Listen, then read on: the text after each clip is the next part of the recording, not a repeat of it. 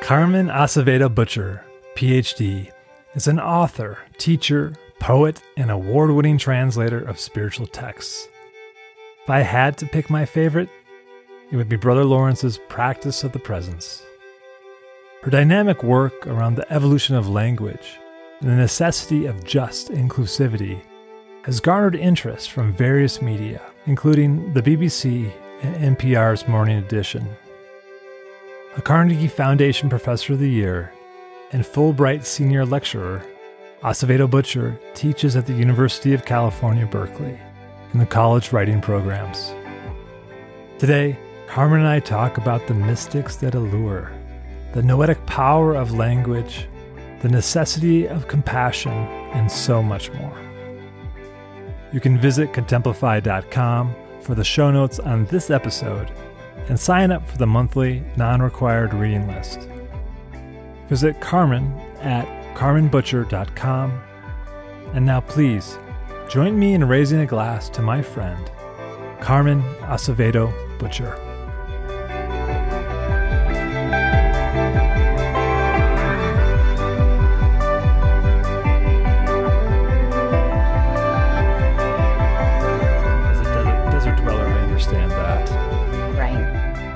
I want to take the chance to ask a few questions to get to know you. But I have to start with one question, because when I read your translation of the Practice of the Presence of God, I knew that I had to ask this question first. Is you start the book out by talking about a book that you found in the middle of a busy road. And you don't say what it is, but you say that it taught you a lot. Can I ask what that book was and what it taught you? That is such a good question. And a few people have asked me that. It was actually Flowers for Algernon. And this happened twice to me, so it's kind of a composite story. It was also on another occasion, a Bible commentary. Wow. I'm serious. And it started me down the path of reading the Bible all the way through 3 times during graduate school with this commentary that had a tire tread mark on it. So, Paul, if you walk the highways a lot in rural Georgia, where I was then, you find out that books fall out of cars or something, like literally.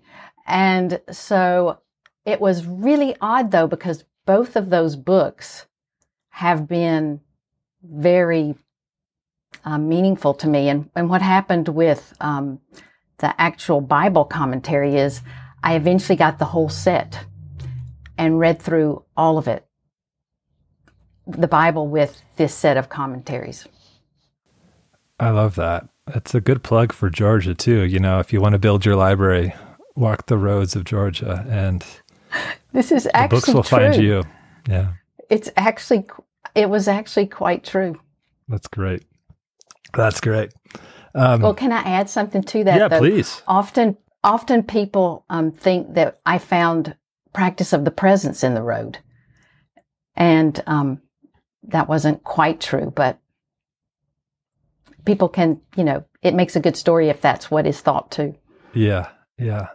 And there is that wonderful way in which books find you at the right time. And that's part of what drew me to that story of just having that experience in different ways, not finding books on the road, but having someone be like, have you read this book? And it's the exact book I need at that season of life to draw deeper into the questions that I'm wrestling with, or the things that are animating my soul.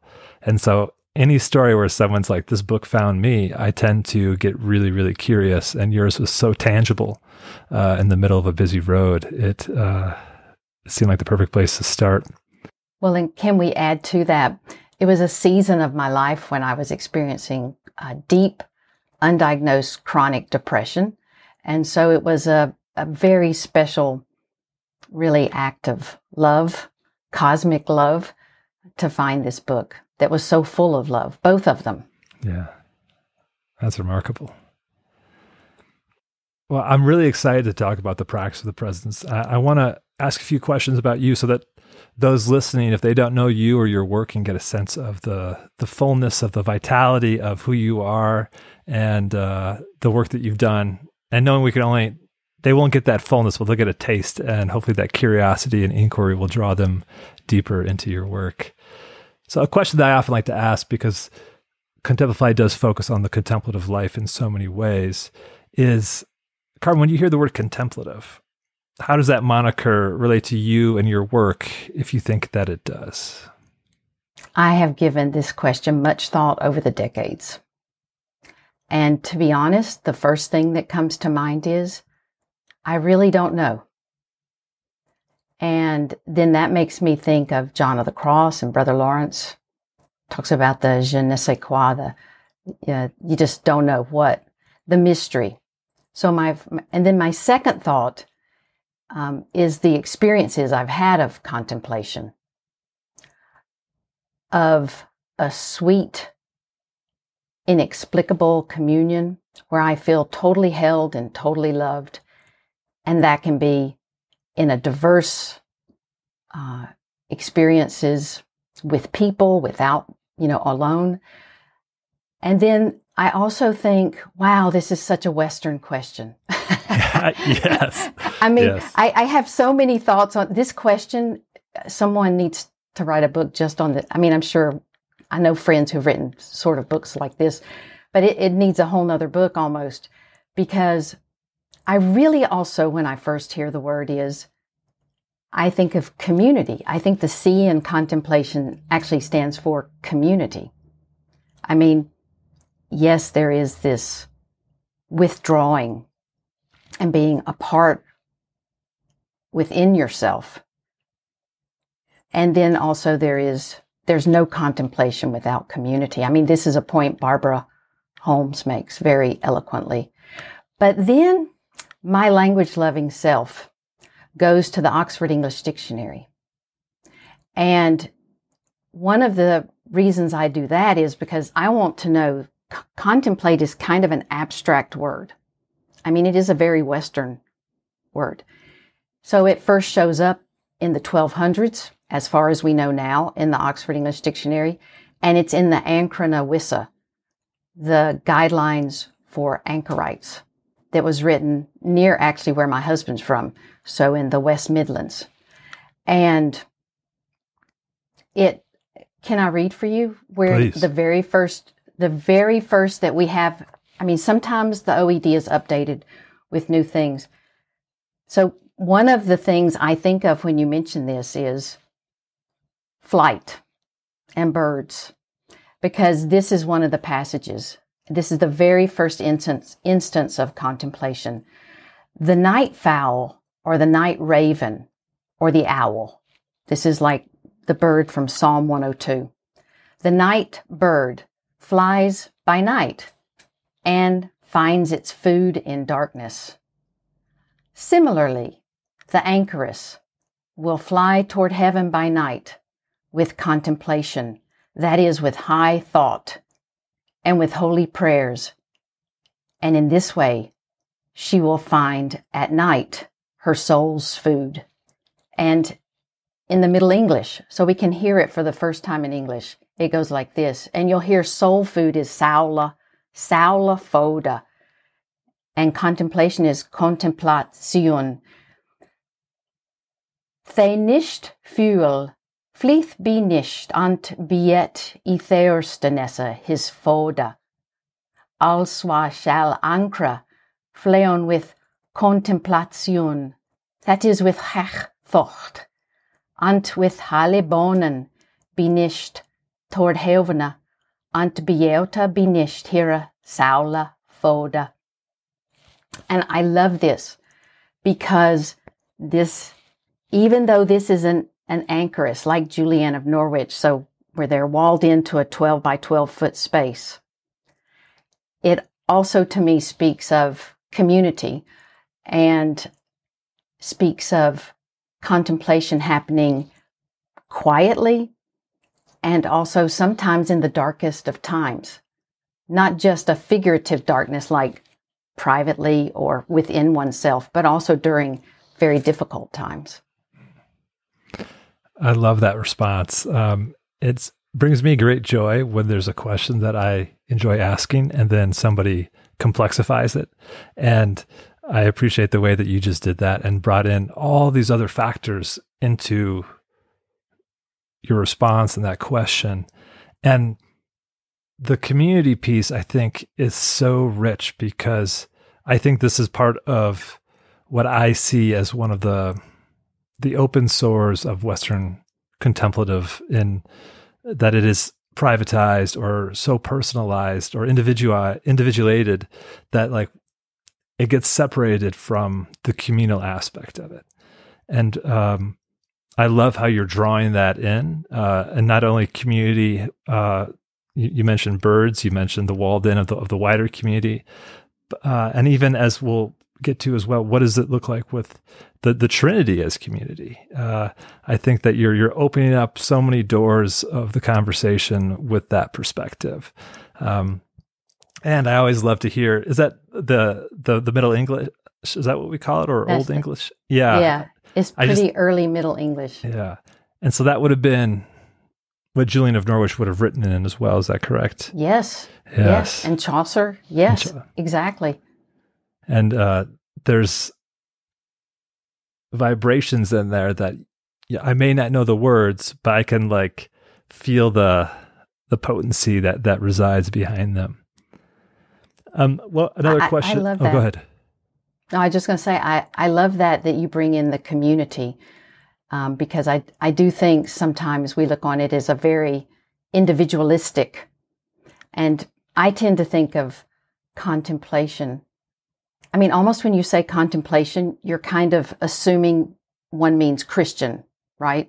So it's Western kind of, but I really always think of Ubuntu, and this is one of the places where Barbara Holmes is so spot on in emphasizing, I am because of you, Paul. You are because of me. We all do become individuals in community. So there's just no binary. Amen to that.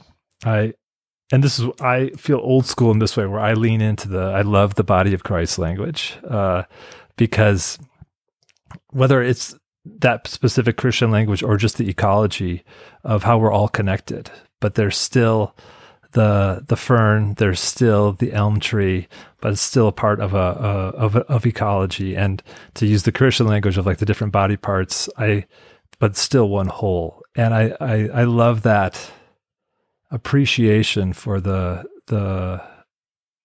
deep connective tissue and the diversity that's alive within that. And I'm 100% with you that Dr. Barbara Holmes is one of our foremost teachers on how we can complexify contemplation to have a much more communal aspect for the totality of life, and not just the ways in which it's been pushed into, in the 20th century, I say, pushed into certain niche pastoral locations, that it's actually the vibrancy of where life happens. I agree on that. I want to ask you a question, just again, help folks get a sense of who you are. And so it's a bit of an odd question, but if someone were going to teach a class on you, on your formation, what would be the 3 mandatory works? They could be readings, they could be pieces of art, they could be places, or they could be communities. What would those 3 mandatory works be that formed you, that would definitely be on that syllabus? And you can change this. This is just for today. So I understand that there's a limitation to it, but tomorrow might be a whole new syllabus. But today, what would be the 3 works? That's asked like a true reader. Things are always coming in new. Well, first of all, it would definitely be, I hope this is not sort of fudging on the rules of 3, but the Bible, the Christian Bible, the Old Testament, and the Gospels. And it would have to be the Bible along with lots of commentaries, so that the Bible is understood as an inclusive anthology about love, with all the beautiful poetry in Job, with the gorgeous Psalms and all of it about mystery and inclusivity and making sure people are loved and fed, and it takes in looking at inequities. So the Bible. And also I would say the Bible because, like you were talking about how community is often sort of missing from our grammar or lexicography about contemplation, also often Lectio Divina. So I also say the Bible because I've spent I've almost lived like an anchoress when I was in graduate school, and I spent, and still do, countless hours in Lectio Divina. So the Bible. But the Bible as wisdom. So really having to do with sort of calling forth your best self. And then I would have to say Anne Ulanov's primary speech. Because I know when I read a book and it's almost falling apart and I have to tape it, and it's, you have to go through and think, how many of these pieces of paper that I've stuck in here do I really need? And Anne Ulanov's primary speech by Fort Knox Press, I believe it is one of those books. And I really can't describe it. I will say that reading it is like entering into contemplation. And she talks about the cloud in there, but it's just, she's a wonderful, Jungian psychoanalyst. So I also love the fact that she's bringing in psychology and religion. So having those talk with each other, as she does in many books. And also because psychology has helped me so much in my spiritual walk. And then the last one, at least since you're limiting me to 3, would be Dostoevsky.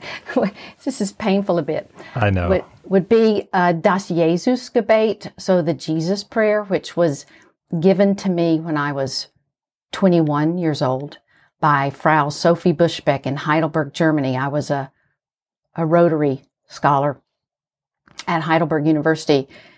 And really, it was a period of my life where I had just been emerging from having anorexia.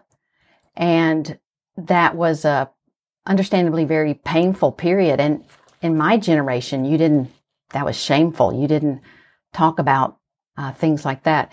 And Sophie Buschbeck, not knowing any of this really, was my friend in Heidelberg. I met her through a professor at my college because they had gotten to know each other during World War II. They had sent Sophie clothes and different items when she was a refugee with 8 children. And her husband was Dietrich Bonhoeffer's contemporary. He was a Lutheran minister. And Sophie said, I called her Mutti Buschbeck, but Sophie said, this book has meant a lot to me. You might like it. So not only was I introduced to the Jesus prayer at a point in my life when I was desperately hungry spiritually, but also in German. So it hit in all kind of different ways because I was kind of coming out of the evangelical tradition that had been in many ways punitive and not affirming. And so English words didn't land as well. But when it was in German and it talks about bird flight, prayer as bird flight. Yeah. Like once you get enough flaps in with prayers, like small prayers, then all of a sudden you're in the thermals. And this book, I started practicing the Jesus prayer.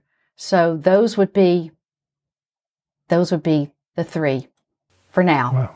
For now.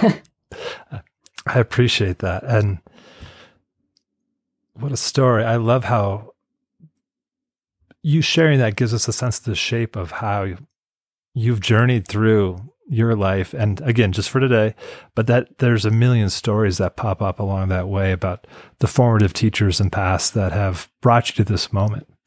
And there's so many different doors that I would love to open in this conversation. And I want to ask for, I guess, did you fall in love with language when you were in Germany? Was that the place where you really started to I'll let you answer. When did you fall in love with language and languages? Nobody's ever asked me that, Paul. And that is probably from now on, my favorite question. I fell in love with language partly through my mother, who loves language. My mother is very, very bright, but didn't have the money to go to college, so she does not have a college education. She loves to read and she loves language, and we used to read together. And then I had dyslexia growing up, so reading was hard, but I loved it.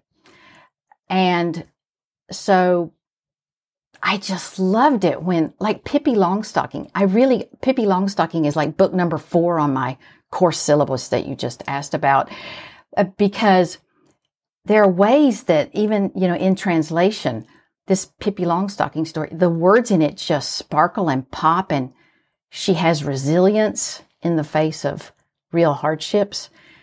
But I think where I really fell in love with language, in addition to just poetry, like Mary Oliver, even as a kid, was discovering etymologies and finding out that words had stories, so that a word like contemplation is no longer just an abstract. Because, the SAT can be really scary when you're just like, this is to this as this is to this, and you're like, makes your mind kind of whir and spin. And so I would definitely say, when I discovered that etymologies and words had stories and people involved in them, I was gone. And when I discovered that I could actually write and revise and sort of make my voice take up some space, which I just was not accustomed to growing up, that was also where I could get to know myself better, get to know God better, get to know others better. And another reason that I fell in love with language was because I could read others' stories and find out, wow, I'm not so different. Other people went through both joys and difficulties and mundane days and thrilling days. And I'm part of the human family. That was the way books invite you in to feel empathy for others and to feel empathy for yourself. So those were all. But man, once you find out that you can spell Mediterranean because it has the earth in the middle of it, the terra, or when you find out that enthusiasm has theos, has God in the middle of it, man, I always like to say this to my students because, I teach composition and public speaking at Berkeley in college writing programs. And I always tell my students, it's like barbecue potato chips or dark chocolate. I look up I can't even tell you how many words a day, the etymologies, even ones I've looked up before, like contemplation. So when you ask me about contemplation, what is contemplation? My first emotional thought was, I really don't know. Every day I ask myself that question. But my second thought is, I can tell you the etymology, So I definitely think words are magic. I mean, real magic, like with a capital M, like Mary Oliver magic. Yeah. It comes through in your work, and especially in the way you're communicating about it right now. Like because I think words are magic too. And I so appreciate the way that your love of language came through reading in community and also seeing it as a portal into the community of empathy and connection with those that you're reading about and beyond. And I think that's the thread where I lean into, because I think reading can sometimes seem so solitary, but I think that there's this abundance of connection that happens when one is a lover of language and a lover of books. I had the joy of being with Gary Nabhan. I don't know if you know his work, but he mentioned last weekend that, we were poets before we were writers, and that language matters in that way. And that was such a great reminder for me. And I feel like that is what I hear you saying with the etymological lookups that you do as a way to let a word flower and see its roots and see its buds and see the totality of that word's journey through the language. And I'm so grateful for translators like yourself who look at texts with this level of reverence and at the multi-layers that are there on the parchment or the page. And with that, I want to ask you, what do you think makes a good translator? I would say, first of all, you always are asking, what is happening here? You really don't have preconceived notions. You are interested in a text. For me, I'm always interested in a text because it's tugged at me. I didn't have a translation plan. My friend Lil Copan mentioned Brother Lawrence and something tugged. And with The Cloud of Unknowing, something tugged. Over the years, I would think, now what was the name of that book? I literally couldn't even remember the title. I met it in graduate school. So I don't have this intellectual grand plan. I literally go by these tugs of my heart where I need to be fed. So to be a good translator, first of all, is like writing any book. You are absolutely doing it for yourself. Yeah. And when that happens, when you're doing it out of a genuine need, so like a delightful curiosity, like, whoa, what's up here? And a genuine need for food, for healing, for discovery, for finding ways to mature in love, both for oneself and for others. And then you sit down, and there's the first word that came to mind if we were doing a Rorschach test when you asked that question was humility. That word is often so, there's the humble brag and, which we're all susceptible to. And, but by humility, what I literally mean is what like a good counselor or a good therapist will do. Like coming to a text and making space for it. It's like what a good teacher will do too. It's like coming to a student, and yes, you have all these ideas you want the student to learn, but like actually sort of stepping aside within yourself to give this student a place to take up space. And so you listen. So I would say a good translator is a good listener, and a good translator is someone who really cares about what will this do for the common good. I mean, you don't translate, you do not spend that amount of time with a text just to make something, like to publish something. It needs to be what you think will be good for the welfare of everyone. Like, in other words, on a very, it's one reason that I love The Cloud and I love Brother Lawrence and the other ones I've translated, is that they appeal globally. They appeal to all faiths. I mean, one of my best friends, Shima, she is a Persian PhD, and she wrote me from Iran. She now lives in New York, and said, I love The Cloud. Can we talk? And she's Muslim, and we've had this. So the texts that I have been really fortunate to translate or to be translated by are ones that have this contemplative global appeal. Buddhist, write me and go, oh my gosh, I love Brother Lawrence. I have new Buddhist friends who are, translators of Tibetan who love Brother Lawrence. And so the other part of it, though, after we talk about all this affect, so like, in other words, there has to be an emotional interest. For me, it has to be healthy theology.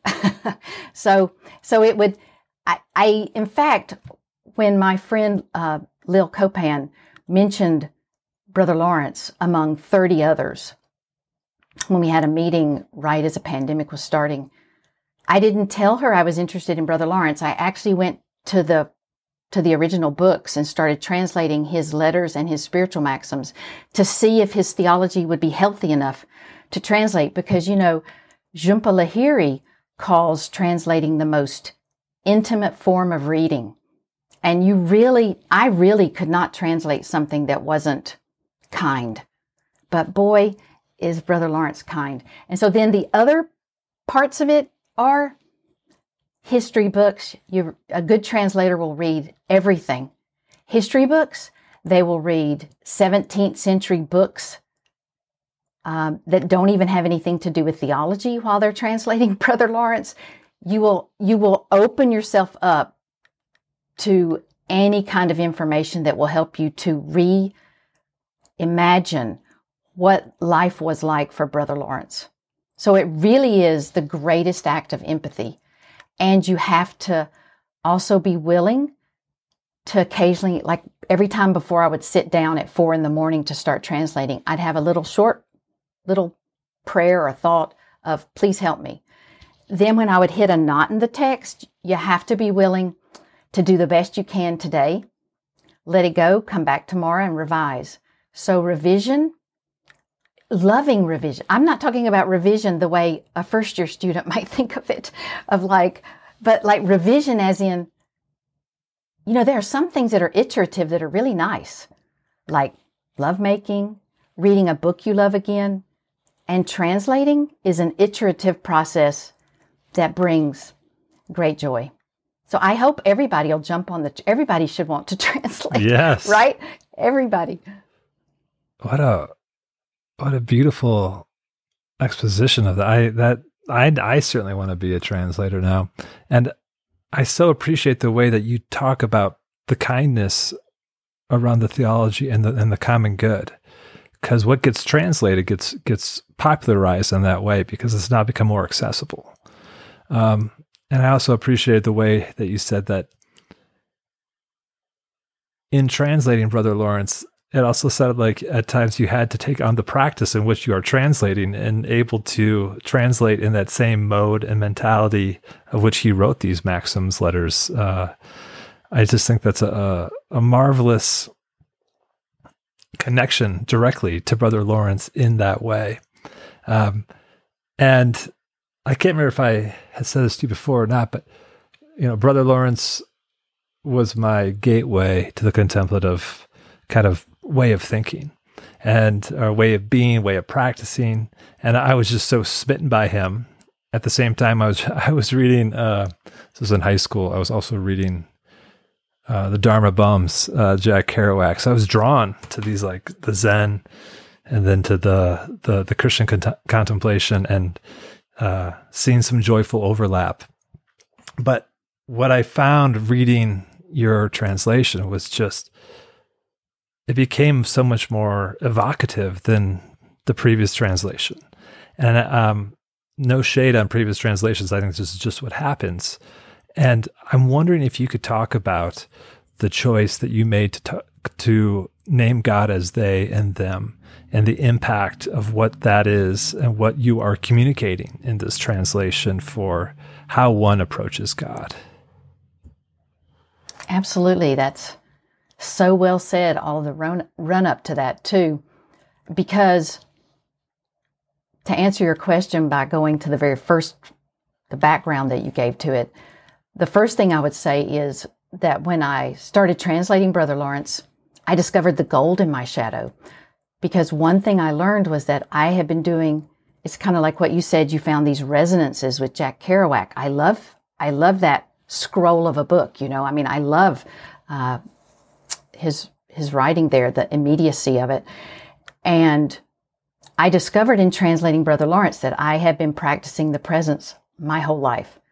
Because when I was young, and Mirabai Starr and I have talked about this before, I had an experience where I was sitting in church one day in a Southern Baptist church in a very rural part of North Georgia, and the minister mentioned, Paul's pray without ceasing, and I was gone. Because my mind raced, and I wanted that. I didn't know it was a training of the mind, but I wanted to have that peace. And as I translated Brother Lawrence, and he described his prayer practice, I was like, girlfriend, that's you. You have done that since a kid. Like, Mary Oliver said she went out into nature and was saved by nature. I had such childhood trauma that I would go out into nature and, nature saved me. And also so did this paying attention, this returning to love, even inchoately, even before I knew what I was doing. So I will forever be grateful to Brother Lawrence for helping me to see myself, for holding a mirror up, by articulating the practice, the return to love so well for me. But the reason, it's funny because once you set it down in a book, it looks like you had a plan. But let me tell you the molten lava answer. The molten lava answer to your very good question about the pronouns. When I started translating, I was also teaching full-time that summer, and that was the first pandemic summer. I was teaching an asynchronous public speaking class because my students could not meet live, but everything was on Zoom. Many of my students were having parents and other family members die as what we call essential workers. And so it was a time of collective grief. And I have many students who identify as they, themselves, theirs. So as they would say, non-binary. And, being someone from another generation, I've really worked on practicing, with my students. I'm she, her, and, working on, at first it was like a getting used to pronouns, because it's sort of come into the space of teaching where I am anyway in the last, let's say 5 or 6 years. And so when I sat down to translate Brother Lawrence, I noticed that his words didn't match up with the translations I was also very happy to be kept company by, because he is a true mystic and he is beyond the binary. He really doesn't talk about sinner versus saint, good versus evil. He talks about we miss the mark, we stumble. He talks about how God loves us and always welcomes us back. It's very much God is kind. And it's in the language. I mean, he uses the verb tomber, which is where we get stumble. He says we tumble and we harm others, we harm ourselves, we stumble. And for a man who limped his whole life from a war wound and was in constant pain with no aspirin, this means a lot to me. So when I sat down and I fell into his letters and his spiritual maxims, I was like, whoa, this is a mystic. This is like a Rumi. This is a Buddha level. He's amazing. He's so calm and peaceful. Imagine translating during the lockdown and you enter into these French words in the National Library of France, and they're just like a cathedral of peace, his words. And so I tried at first, and you're welcome to laugh, Paul and others. I tried to translate without, I know Richard Rohr does this some. I tried to translate by just using God and trying to avoid pronouns, like just trying to deftly, but it's not a long book, but it's long enough to where that won't work. You can't really, pronouns are kind of like they're like thread for a button. You really, if you're going to keep a button on, you got to have thread is important. And so, but I want to admit that I did try. And it's kind of fun. It's kind of like a kid, like maybe I can do it this way. And it didn't work. And so I met with my friend Lil, the editor, and I told her, well, I've translated it. She didn't know till then I wanted to do it. And she said, okay, well then you have to do a proposal. And I was like, oh, because proposals are a bane of existence, And I said, and the only thing I said, my heart is singing because of this translation. I said, it's so full of peace and so full of practical wisdom and love, and God is kind and totally inclusive. And I said, the only disappointment is, Brother Lawrence uses he and every other for God. He does use he, and so does, of course, his friend Joseph, who's also a part of the book. I said, but I just couldn't figure out how not to use he for God. So I just have to say, Paul, that when I hear me, myself, when I hear God the Father, and I know Jesus was a guy, and seems to have identified as a guy, and the Holy Spirit, I feel left out. I just want to be, this has nothing to do with even any larger picture. I mean, me, Carmen, as a human being, I feel left out with he. And then so for a while, when I was growing up, I thought, when I met Juliana Norwich, and she says, Jesus, she, and Jesus, he also, I thought, well, okay, Jesus, she, my mother's really kind. So neither one of those really worked for long for me. So to me, I feel comfortable with God as he and she, and God as beyond he and she, and none of those and all of those. So keeping in mind that I was also teaching students who I wanted to translate practice of the presence for, if my Gen Z students and the ones after them, Gen Alpha, if they don't want to read my translation, I used to just translate for me and above. When I was in my 40s, I translated unconsciously but now with my students at Cal who are so interested in making the world a kinder place and who actually do things about it, I wanted to translate for them. And so Lil didn't say much about it. I said, I had to use he. I couldn't figure it out. And she didn't say anything. I went to sleep. The next morning I woke up at 4. I went to the computer and there was they.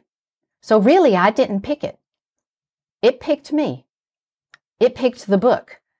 And I was conscious at the time that Brother Lawrence's theology is very embodied Trinitarian. And so I thought, whoa, this works. It can be something I feel more comfortable with and more expansive. It's something that my students could relate to, and it's something that represents the Trinitarian. So it's very like Hadowitch or somebody another mystic, right? And so you cannot do a global search and replace when you make a decision. When you make a decision like this, you cannot just go. And so then I thought, wow, I could use they in a way where people who are older could see a very embodied use of they. So that could be also positive. And so that's how it came about. The Spirit brought it to me. I can't explain it otherwise. I will also like to add that, interestingly, a lot of people have told me they've been in tears when they meet that. Some people who, both in the gay community and others, have told me that they were just in tears reading that, just the inclusivity of it. And in general, it has been, I've even had some friends who said, wow, at first I just was not sure about that.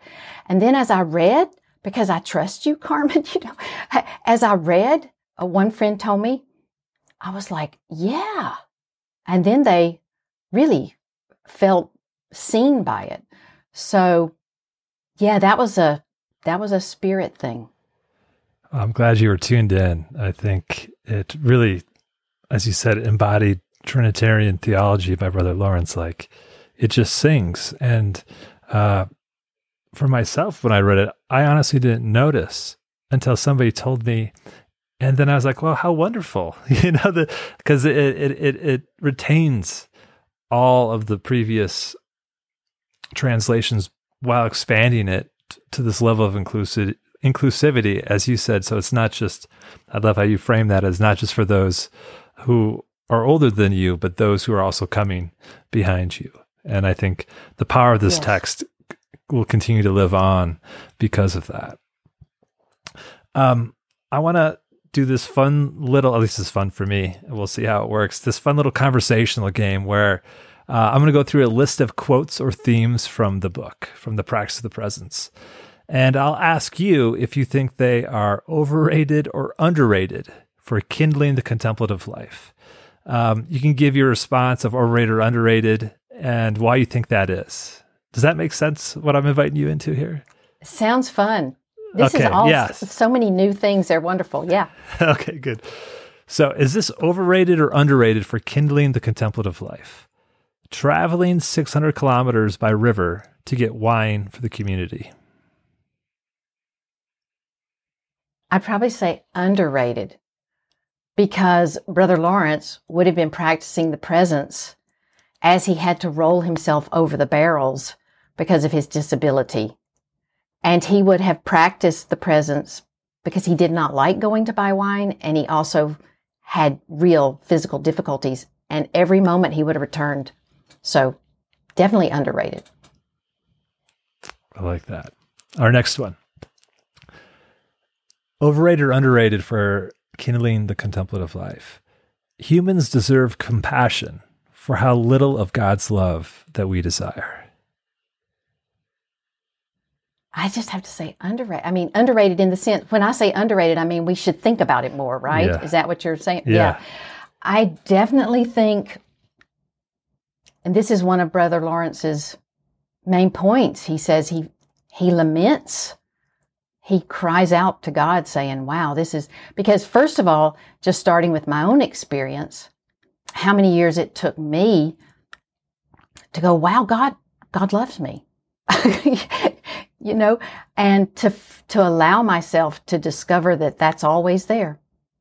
And I think when I look at our world, I definitely want to say that we could have more compassion for each other in the respect of we're all really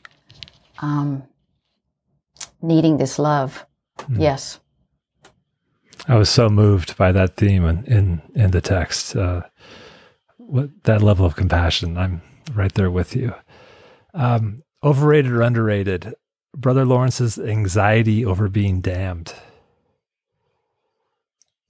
Also underrated. I'll say that because I am somebody who experiences severe anxiety to this day. I have gotten much peace, many ways of healing, but this is just something I live with, and it's part of my practice. And Brother Lawrence, one of the reasons I love him is because he, number one, was in the 98% of the non-privileged persons. He had no education. He was disabled from his early 20s on, in great pain. And he was injured in the war. Maybe he did things. Maybe he saw things during the 30 Years' War. I think he had complex post-traumatic stress disorder. I am not a therapist. I'm not a counselor. But his words are so full of, his words break your heart when you read them in the French. Something about them are just so real about anxiety.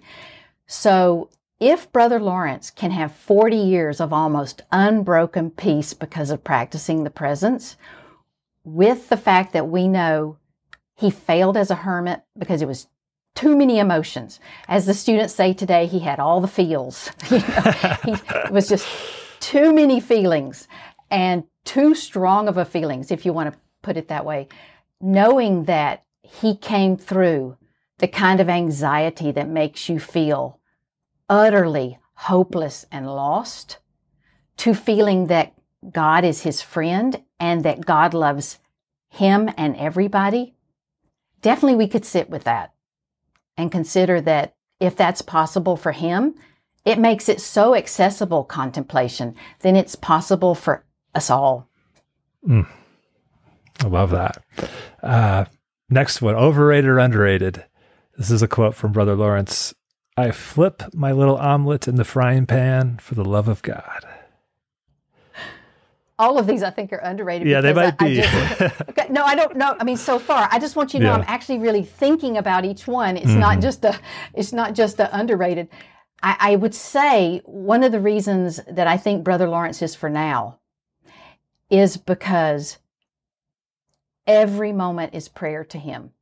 And so, first of all, when we think about him flipping his omelet, I think about how he did not want to be assigned to the kitchen.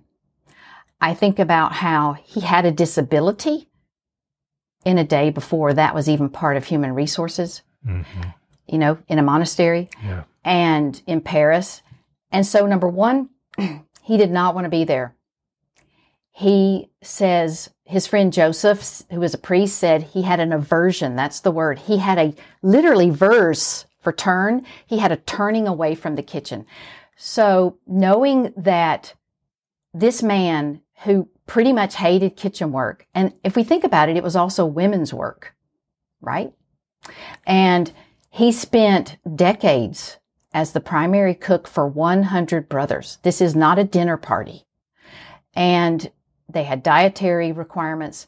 The fact that he went from, he found ways to say, here I am, I have to make the soup. Could you help me make the soup? I don't know how to make the soup. I don't want to make the soup. Can you help me? And everybody says, we get this from different angles, that he did it with such love. He made the food with such love, and he entered into it with such joy. So we see this spiritual formation caused by the practice of the presence. So for me, it works this way. I get nervous opening emails sometimes. Do I get a lot of really nice emails? Absolutely. So why do I get nervous about it? If you could explain that, we could make, a lot of changes in the world. But I will say, here I am opening my email. Please help me. And Brother Lawrence did that with everything. He says, even when you're relaxing in recreation, return to God. So, yeah, definitely he's the person who talks about learning to do unceasing prayer as a birthright, not as like something special, but as something ordinary and something we're born doing, really. Yeah. Yeah. I love that invitation by his work. Overrated or underrated, Joseph of Beaufort calling Brother Lawrence, and I always mispronounce this, but Astaritz. Oh. That might be a little bit overrated, only because it is true. It is factual. He did approach Brother Lawrence as someone really special. And Brother Lawrence said to him, and this is recorded in one of the conversations, he said, now look, Joseph, if you're really sincere, and this is like the Cloud author says, if your intention is sincere, you can come see me anytime. But if it's not, don't bother. He literally says that. And Joseph really does approach him. So there's this, like with Francois Fenelon and with Joseph, there's this sort of like starets. They have stars in their eyes about Brother Lawrence. He's like a guru. But I definitely think Brother Lawrence did not cultivate a guru vibe. And he would not have been down with being elevated as a guru. He would have been much more about, we're in community, we're in conversation. We can each one of us return to love in all that we do. The material of prayer is everything. Like everything that happens to us and everything we do, good, bad, ugly, thrilling, beautiful, joyful. The human experience is the fuel for prayer. So the problem is that even though it's true that Joseph did approach him as a special person, it also kind of highlights the inequity of the society at the time. Yeah, because it's like, look, there's this uneducated person who's so wise. You know what I'm saying? Yes. So, yes. Yeah. So it's a bit of a, Joseph was a kind person. I love him. I love Francois Fenelon, Archbishop Francois Fenelon's work. But it's just part of the society there that here's this kind of sort of savant. And when you read Brother Lawrence's language, he's so smart. Do you know what I'm saying? I mean, he's just smart. Yeah. Yes. I so appreciate that. I think I also appreciate the humility of Brother Lawrence, where he never wanted to put himself on any pedestal. Like he said, like always that return was the most important thing for him, no matter the conditions. And of course, given his his disability and the places in which he was working, like that, I can only imagine what it would have been like to have been in his presence, to know how he approached his everyday moment of life, like what an inspiration that would be. And yet it's not like he was in these very sexy conditions of on stages or like making lots of money and had all this affluence, but he was living as the heartbeat of a community, feeding the community. It's so rich with metaphors, his life. And it's such a reminder for me of the presence in the daily tasks of life. I got 2 young kids. So when they wake up in the middle of the night, how do I respond to that? Or when they demand something, I'm in the middle of a conversation, how do I respond to that? And Brother Lawrence just feels like such a guide in that way of like, don't make too big of a deal out of yourself, and always just keep turning back to God's presence in all that is happening in day-to-day life. I love that you say that, because one of the things that is true is when you're in his presence in the book, you do feel like a transmission. Like you do feel that sort of, like you have a model for how it could be. So you're right, he didn't elevate himself, but definitely there is something there. Yes. I so appreciate how there was the hours of prayer, of course, in the community, but he did not really think all that much of them, because there's nothing special, because that's what all of life is. I think what a wonderful invitation in our world today to not try to separate spirituality from life, but that it is all a part of life. There is no sacred and profane. This is just what one does. Do you have any other kind of tentacles from Brother Lawrence's work that you think are most appropriate for today's world, that like you think he can speak with a certain particularity that we haven't already mentioned? Yeah, sure. I would definitely say he gives very much practical steps on how we can actually practice the presence. So that's one of the things I appreciate, is that he kind of leads us through it from different angles. And one of the things he says to a laywoman in a letter, I'm going to read it, says, he was about 65 when he wrote this. He says, "Remember, I beg you, what I recommended. Think of God often, night and day, in all your activities, even when you relax. God is always near you and with you. Don't leave them alone. You would think it rude to leave a friend alone who came to visit you. Then why abandon God and leave them alone? Don't forget love. Think of God often and love them in all you do." And so that to me is very encouraging, because he says, if you do forget to return to love when you remember, just return. And God says, great, you're back. Yeah. Genius in the simplicity of it all. Yeah.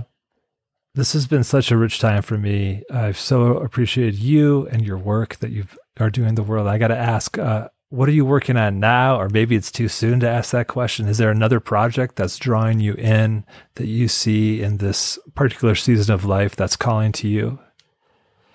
That is interesting you asked that, because there's always a few things percolating, and I always resist the impulse of, what do I have to do next? I always resist that. Like, I think you can just be, and kind of listen. And I have a very good friend who works with like the Sufi mystics, and we've talked about translating something together. And also what I'm really interested right in the moment, though, is I have a friend I've been working on a book of poetry, a poetry collection, and that's really kind of pulling me into it more. And so that's kind of where I am at the moment. Just really living in the poetry and working on the poetry. Fantastic. I will look forward to that. I'm such a poetry fan. And I always like to close my conversations here on Contemplify by asking our guest, if you were going to pair our conversation with a drink, anything from water to whiskey, what would be your drink of choice and why? definitely it would be coffee. It'd be medium roast. It would be the coffee my friend Mary sent me as a present once. It's called Purity, and it's delicious and healthy and easy on the stomach. And when you add a splash of milk, I don't know, but I like all drinks, okay? But coffee is like kind of special and sacred. It's there's a moment in the morning where if I haven't had my coffee, I'm like, I love you, but let's not talk yet, So definitely coffee would be always a good choice. Thank you for that. I am such a coffee drinker that I resonate so deeply with that. It is what a companion to so many good conversations and starting the day and sunrises and the quiet of a book.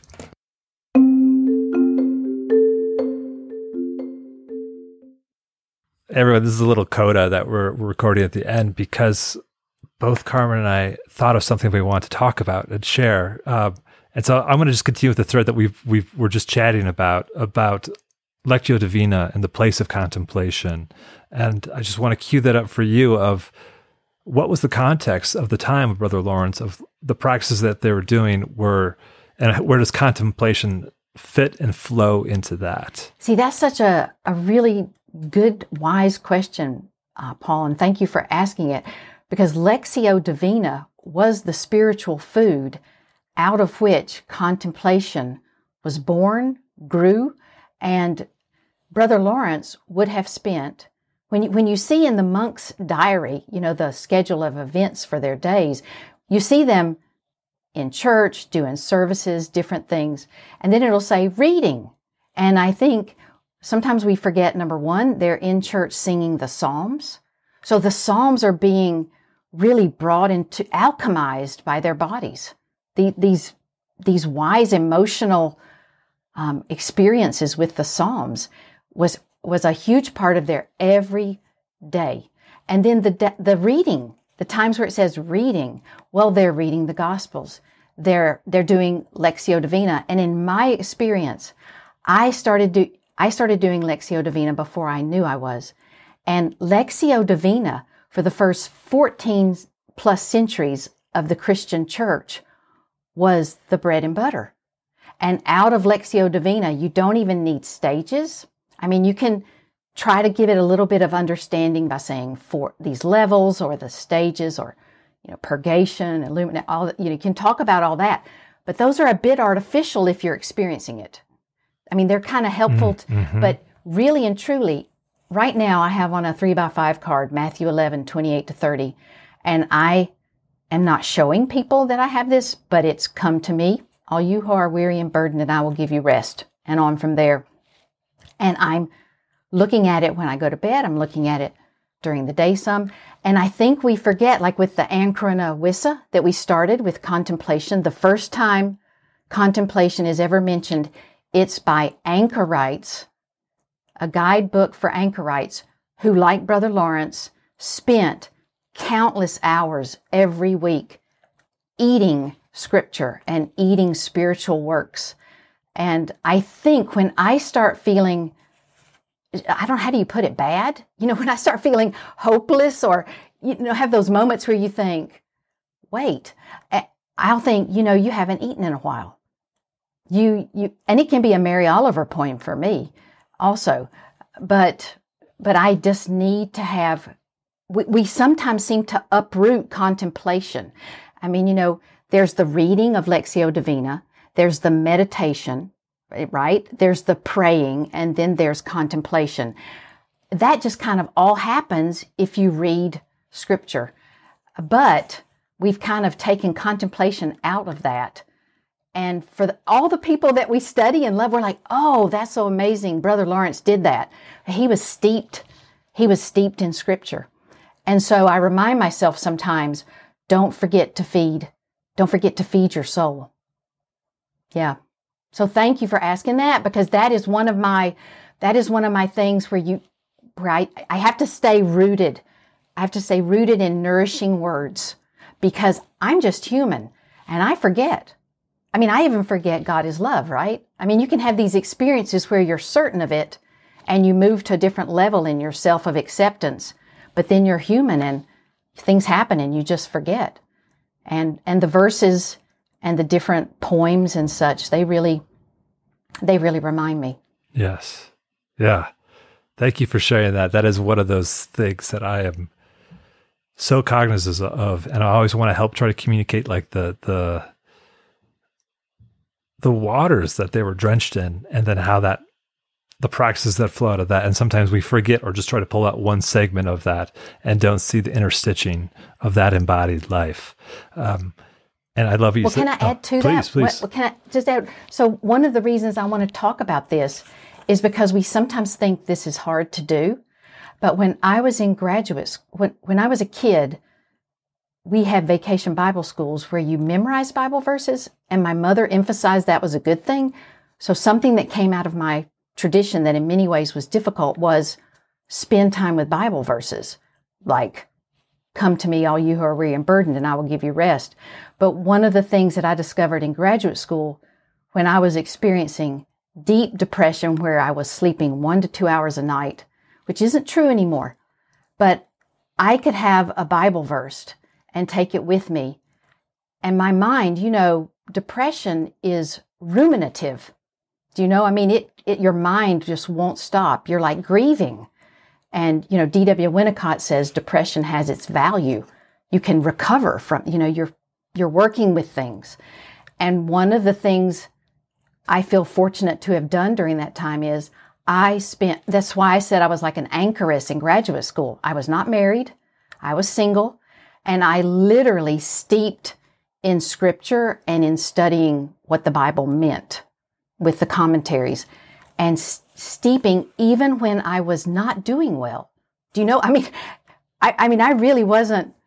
I was in the middle of depression, but I took that energy and steeped in Bible verses, and I had this real experience of God's love that took me further down the path. So what I'm trying to say is, just a hunger is needed. Just the hunger. Wow. That's so rich. Thank you for sharing all of that, and the spirit in which you share it. I can feel it all. And it connects to the questions I wanted to ask you that I must have just been, missed as we were in conversation, was the way that Brother Lawrence talks about nursing at the breast of God, and what a rich metaphor that is, and everything that we've learned since then about the connection that's happening between the child and the parent in that. It's such a right metaphor. And I was dazzled just that Brother Lawrence was using that in that time. Is there anything that you want to say or can expound on that metaphor and Brother Lawrence's use of it? That is sweetly said, Paul. That use of dazzled, it dazzles me too. So it's in letter 2 to a spiritual director. It's the only letter to a man that we have that survived. And he is saying, I just don't really know. Brother Lawrence says, I just don't even know how to describe what's happening to me when I contemplate. So he's trying to articulate this non-articulable, if that's a word, experience. And he picks this beautiful, we see this also in the Old Testament, where he says, it's like suckling, this practice of the presence is like suckling at the breast of the wet nurse. So he actually says wet nurse. And I think that's very interesting. So it's not like mother, but it's just like this elemental human bond that's needed. And I love that because if you have ever breastfed or supported someone, I think of my husband who has been breastfeeding and trying, first of all, learning how to, you know how intimate it is. You also know that you don't always necessarily have an easy latch on, is very skin to skin. It's a very intimate experience. It has smells of, and it just shows how dependent we are on relationship. So I love it. And the other thing is, Brother Lawrence wasn't like this special person who, used this metaphor, because in the, there were others in the Quietist movement, like Madame Guyon and others who used this baby at the breast metaphor for prayer. And I just think it is an absolutely beautiful metaphor that reminds us that it's all about love and it's all about relationship. And sometimes it's messy, and sometimes it can be a bit not perfect, or it's, if you really get into the nuances of breastfeeding, and then when your baby does drink and falls asleep, there is nothing more holy seeming than a baby who's fallen asleep after drinking your milk. And it can almost make me feel teary-eyed just even thinking about it. Because, I'm one of those people who did have difficulties breastfeeding at first, and my husband was very supportive. And then I just remember the little bits of milk that would drop from her lips. And when they do fall asleep, you're like, man, we're so connected. You really realize that Ubuntu, that we're all it's so humbling. We're all so connected, and that's how we're connected to God. So there's no really division of the sacred and the secular, or the physical and the spiritual. It's just all now. Wow. Thank you, Carmen. Thank what a place you. to end. I'm so glad we came back on. Thank you for listening to Contemplify. May it refresh you and be a contemplative refuge. And perhaps, maybe a moment or two will walk with you along the rest of your day. You can slide over to contemplify.com to find the show notes for this episode, including links to the resources mentioned in this conversation. And while you're there, you can also sign up for the monthly Contemplify non-required reading list, which I tee up with a contemplative musing, then reflect on a few books that have come across my desk, and wink at the art and articles stilling my soul. If you're enjoying Contemplify, please rate and review it on your podcast player. The internet's a huge place. This helps spread the contemplative cheer. The theme song for Contemplify is called Langside by Charles Enns and Darren Hovius. Fellas, thanks as always. For Season 4 of Contemplify, I want to offer a nod. This is not an ad, but a nod of appreciation. This nod goes out to the Center for Spiritual Imagination. The Center for Spiritual Imagination exists to deepen and enrich human relationships with God, self, and neighbor in new and ancient ways. I can say with certainty that some of you listening, the offerings from the Center for Spiritual Imagination are exactly what you have been longing for. Check it out at spiritualimagination.org. And as always, I'm looking forward to bringing you more musings and more conversations with contemplatives in the world here in the near future. Until then, be well.